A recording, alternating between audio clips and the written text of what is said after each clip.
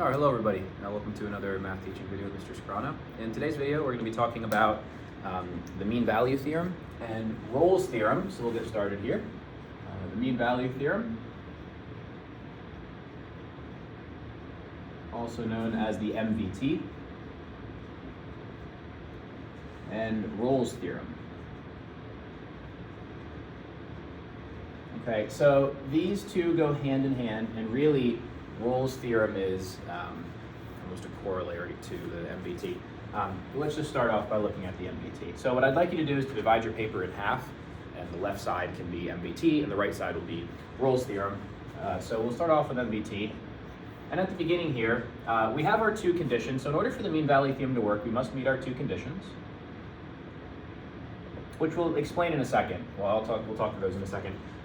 But really, the idea here is if you're given, let's say you're given the point 1, 3, here, and you're given the point 6, 13, yeah, up here. Here's the idea. If I'm to draw some function, okay, that connects these 2 points, it could be any function, okay? But if the connection between these 2 points, if that function, f, we'll call it f, if f is continuous on this interval, 1 to 6, I'm going to call it a to b. F is continuous on a to b. And if f is differentiable on the interval, the open interval, a to b, okay, then here's what we have. Here's what the MVT tells us. It tells us that the secant line connecting the a to b endpoint, so in this case 1 to 6, the slope of this secant line, which I'll draw here, the slope of this line, whatever that is going to exist somewhere else, at least in one other spot, between a and b, between 1 and 6, as a secant line. So in this case, I'm going to approximate it's going to be about here and about here if I draw the secant line, there-ish. So these slopes would be the same as this. So what we're saying is if you draw a secant line, it's a continuous and differentiable function. Think of it as smoothie. It's a smooth function. Okay. From here, then your slope of that secant line is going to exist somewhere else as a tangent line. And so in this case, what's our slope? Well, our slope is, our secant line slope is rise over run. So f of b minus f of a over b minus a, which in this case is 13 minus 3 over 6 minus 1. Okay, so 10 over 5, which is 2. So that slope 2 exists at some other point. So here, that slope's 2, that slope's 2. Some other point, I'm going to call this C2 and this C1. So C1 and C2 yield tangent line slopes that are the same as the slope of the secant line between 1 and 6. Okay, and that's what the MVT tells us. So if we're to write this in words,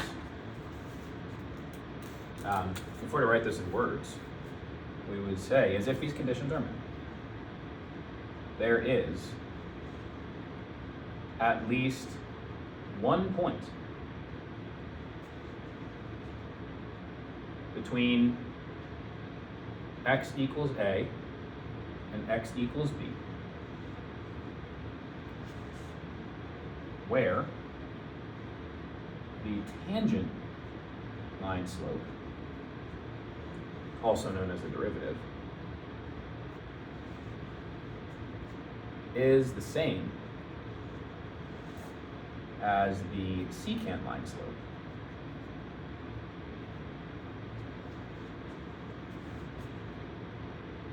From A to B. Namely, the average rate of change, so another way to think about this, another sentence, the average rate of change from x equals A to x equals B, that average rate of change is an instantaneous rate of change for some point between A and B. For some point between A Okay. So this is what's going on. So in this case, this C1 yields a instantaneous rate of change the same as the average rate of change from 1 to 6, and also C2 yields that same instantaneous rate of change. And so we're saying, how do we determine this slope? Oh, well, this slope, what we have is the derivative at C2 is 2. Here, the derivative at C1 is 2. So the derivative at both of these points would be the same as that C. Okay, now we'll go into Rolle's theorem in a second here, but I'd like to look at an example of this. Okay, so here's an example. Just write this down below. Okay, so you're still on the left side of your paper. Example 1 of this. Oh, and I'm sorry. Before I erase this, there's one last kind of important caveat here. Here's what's happening. We have this secant line, which is f of b minus f of a over b minus a, right? It's average rate of change, that's secant line slope. That equals the derivative at some point c. And there might be multiple points, but there's at least one. Okay? So the secant line slope is the same as the instantaneous rate of change tangent line slope for some point c. And usually what we're asked to do is we're asked to solve for c. We're actually trying to figure out what this value is, what this value is. Okay, good. So, example 1. Okay. Let's say we are given f of x equals 3 root x. First, we want to determine if the MVT is satisfied on the interval 0 to 16. If so,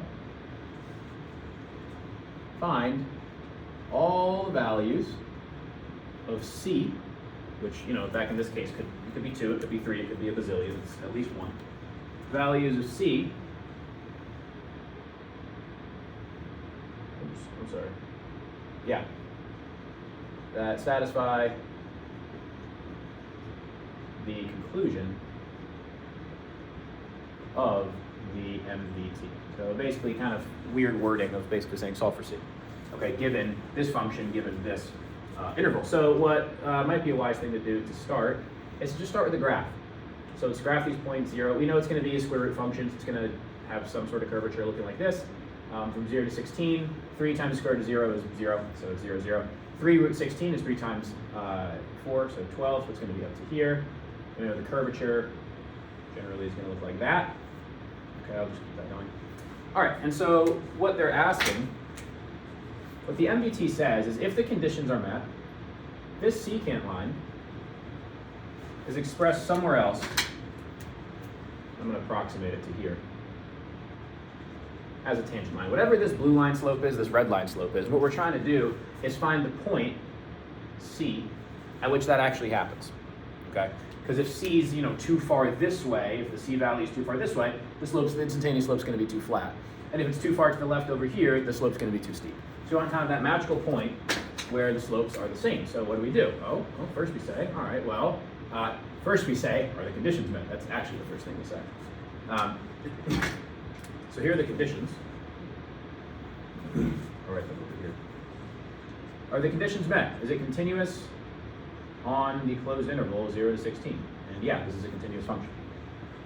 Is it differentiable everywhere on this function 0 to 16? And yes, it is differentiable everywhere on that function. Okay. And so what we do from here is we would say, oh, okay, well the secant line slope, the slope of this is f of b minus f of a over b minus a, which is 12 minus 0 over 16 minus 0, which is 3/4. So that's the slope of this line. And we're trying to figure out when is the instantaneous rate of change that same slope. So when is the derivative equal to 3/4? So what we're really trying to do is determine this derivative. When is f prime of c? When is the derivative equal to that slope? When is the derivative 3/4? When is the slope 3/4? And so we would, we could rewrite this. So this is 3 times x to the 1/2. All right, hopefully we can see that. This is 3 times x to the 1/2. So when we take the derivative, it would be 3/2 c to the negative 1/2 equals 3/4. I substituted the c in for x because we're solving for that single variable c. Okay, 3/2, right? Yeah, 3/2 c to the negative 1/2 equals 3/4. You multiply stuff, so you multiply by 2 here, and then you divide by 3, and you end up with c to the negative 1/2 equals 1/2. Okay, and then so that could be written as 1 over c to the 1/2 equals 1/2. Okay, and then you take the square root. You solve for this. C ends up being 4. Okay, so 4. Okay, so C ends up being 4. All right, great. So that's my value for C. C is 4.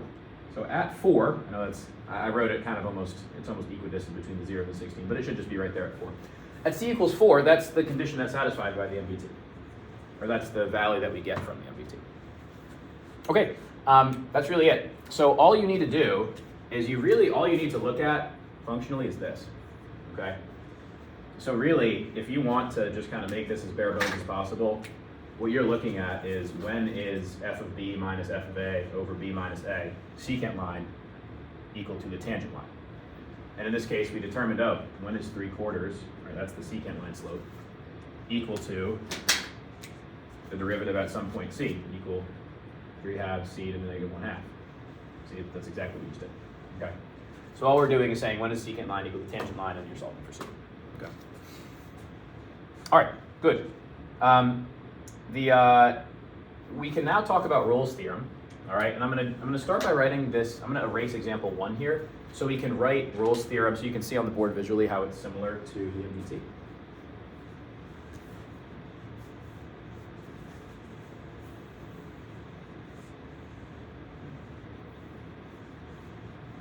All right, so for Rolle's theorem,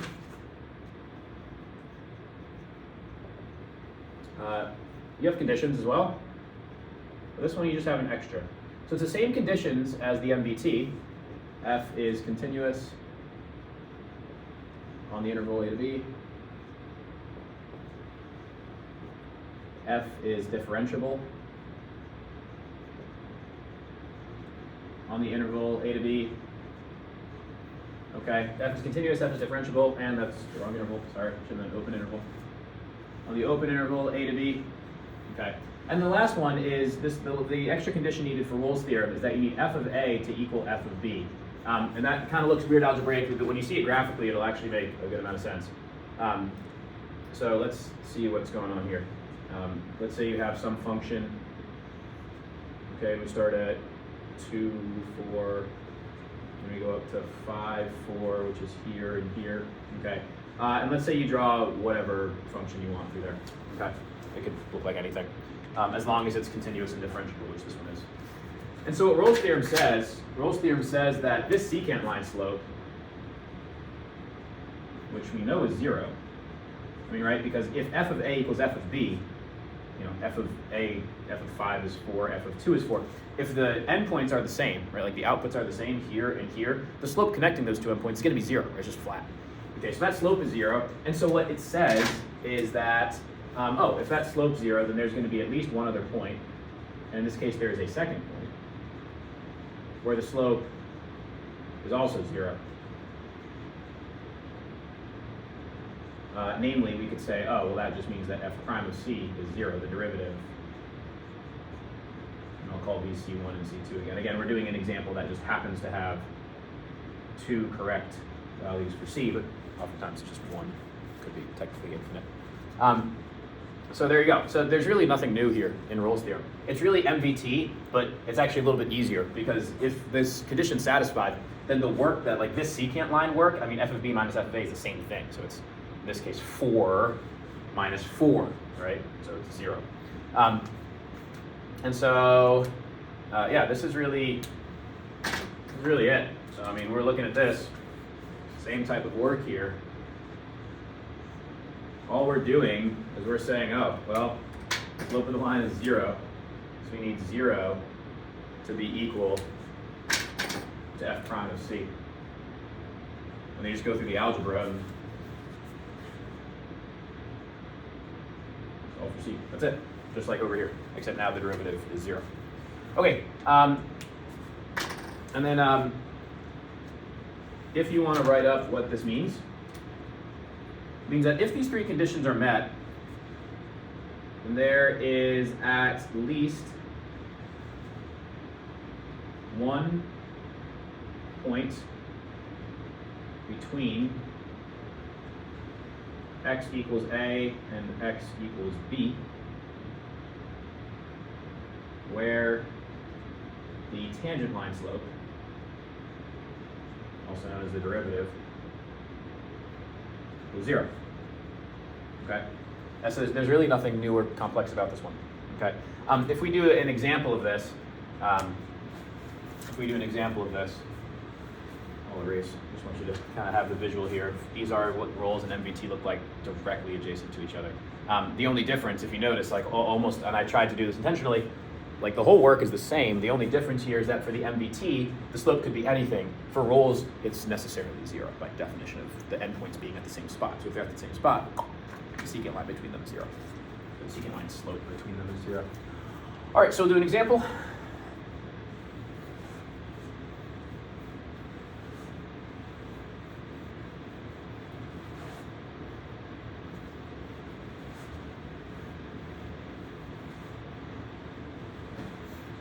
Right, here's example 1.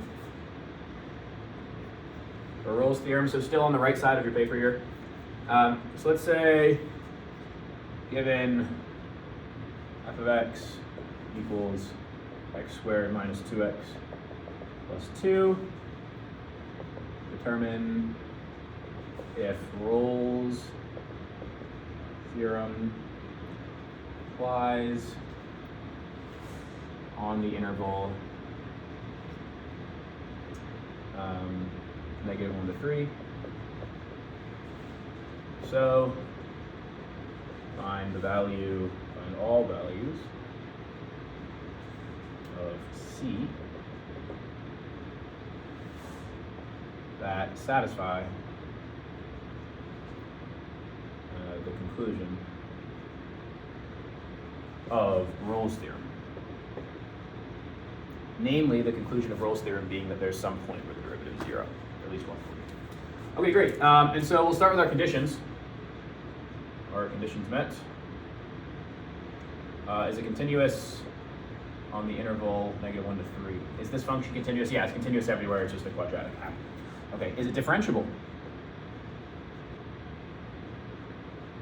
on that same interval, -1 to 3? Yeah, quadratics are differentiable everywhere. We're good. Now, third condition. Is f of a equal to f of b?